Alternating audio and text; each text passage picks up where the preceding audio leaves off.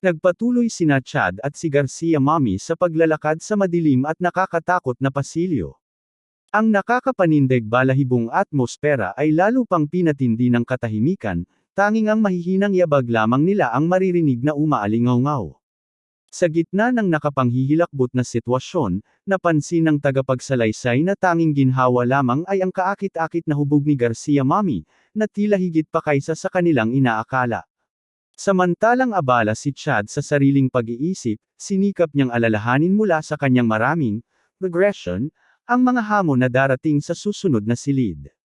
Bigla siyang tinawag ni Garcia, na nagrereklamo na sobrang dilim at wala siyang makita. Sa halip na magpaliwanag, walang pasubaling itinulak siya ni Chad papasok sa kwarto, para sa kanya, wala nang dapat pag-isipan pa.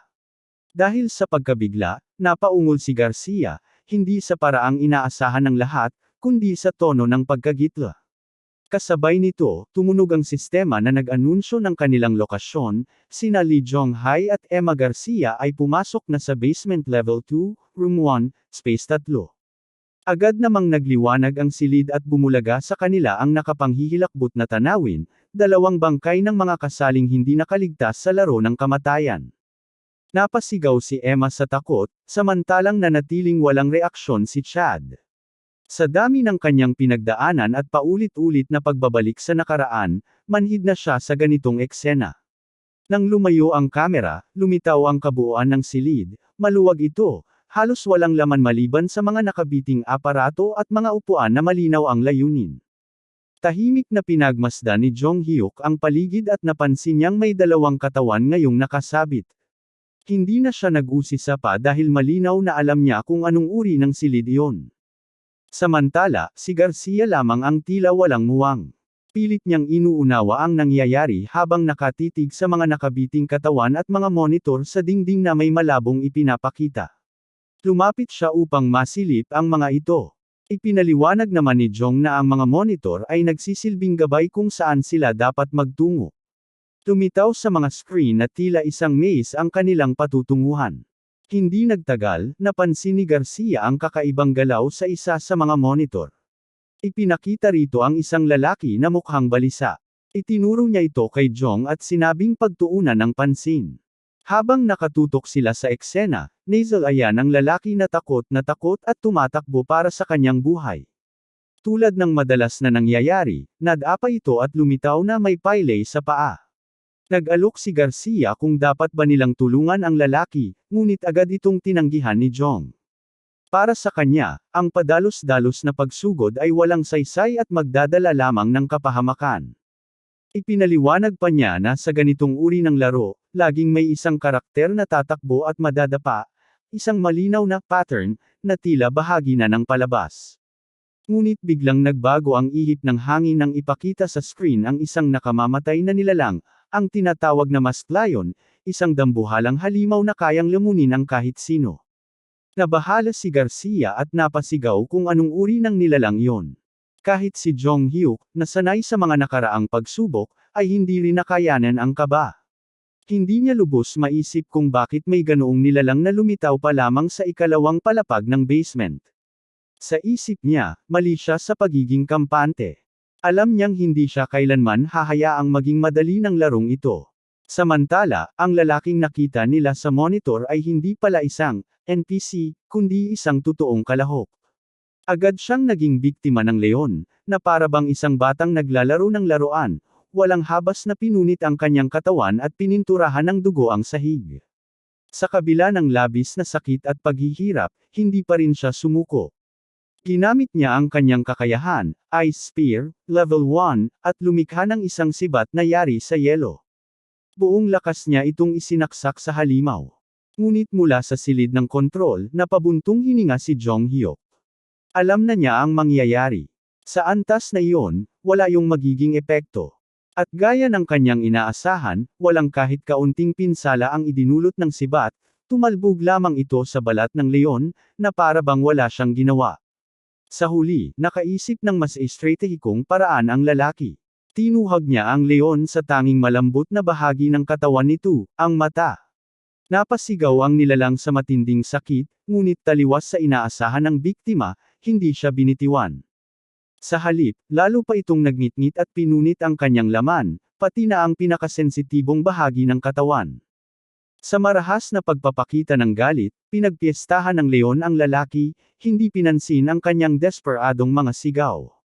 Ubo siya ng ubo ng dugo hanggang sa tuluyan siyang bumigay sa harap ng dumadaloy na dugo, at doon na rin nagwakas ang kanyang buhay.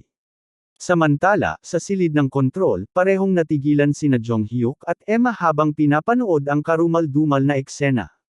Kahit nasa paligid nila ang mga bangkay, hindi nila maalis ang tingin sa monitor. Namuo ang galit kay Jong Hyuk at isinumpo niya ang kanyang malas.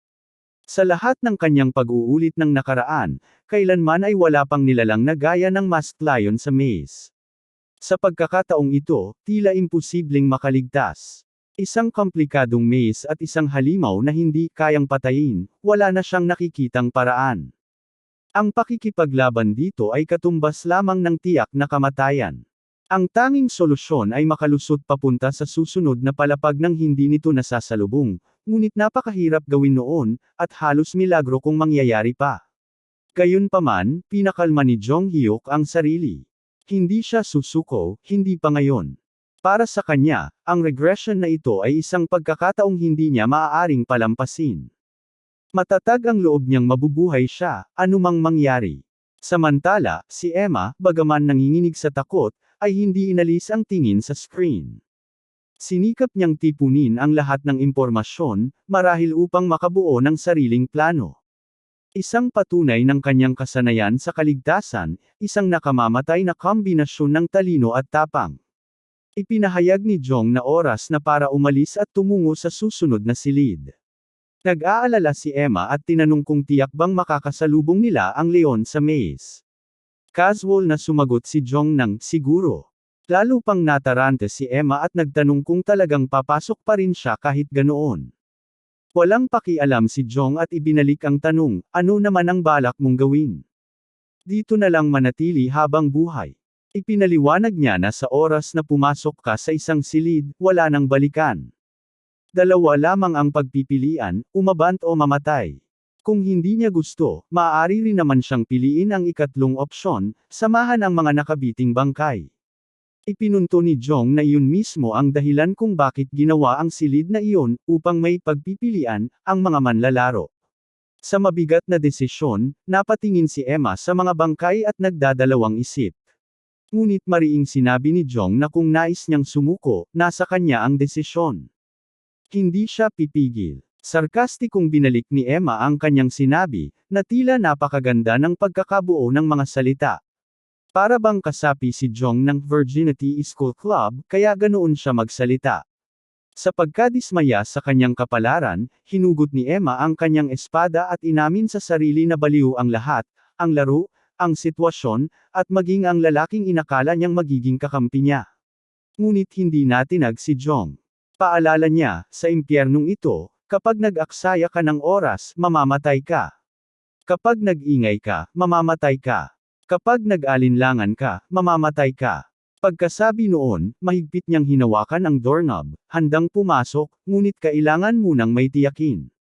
Tinanong niya si Emma kung anong mga kasanayan ang mayroon siya at ilan ang mga ito.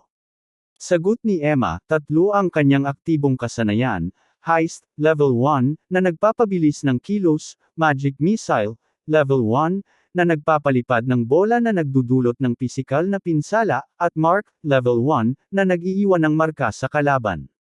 Bahagyang nagduda si Jong kung iyon lamang ba talaga ang kanyang mga kasanayan.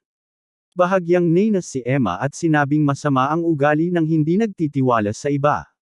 Ngunit sa isip ni Jong, maaaring may kinalaman ang kanyang mga pribadong katangian sa kanyang mga aktibong kasanayan.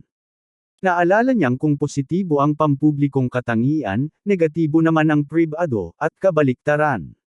Nakapanghihinayang para kay Jong na mababa ang antas ng kanyang heist, kung level 2 iyon, sana ay nakagawa na sila ng plano laban sa leon. Gayunpaman, nakikita niyang maaaring maging kapaki-pakinabang ang kasanayang Mark kung magagamit ng tama. Idiniin ng tagapagsalaysay na kahit 3 aktibong kasanayan lamang ang meron si Emma, hindi rin naman maganda ang kalagayan ni Jong, dahil 2 lamang ang sa kanya. Nag-alok si Emma na sabihin din ang kanyang mga passive skill, ngunit pinutol siya ni Jong. Hindi raw iyon makatutulong sa sitwasyon, ang mahalaga ay ang aktibong kasanayan. Nang tanungin naman siya ni Emma tungkol sa kanyang kakayahan, mabilis na sumagot si Jong, mayroon siyang dalawang aktibong kasanayan, light at flame. Sa kanyang isip, hindi niya kailangan ng labis na impormasyon na magpapalito lamang sa kanya. Ang mas mahalaga ay magbigay siya ng sapat na detalye upang makuha ang tiwala ni Emma at mabawasan ang kanyang pagdududa. Pagharap niya sa nakamamatay na pinto, nagpasya siyang pumasok.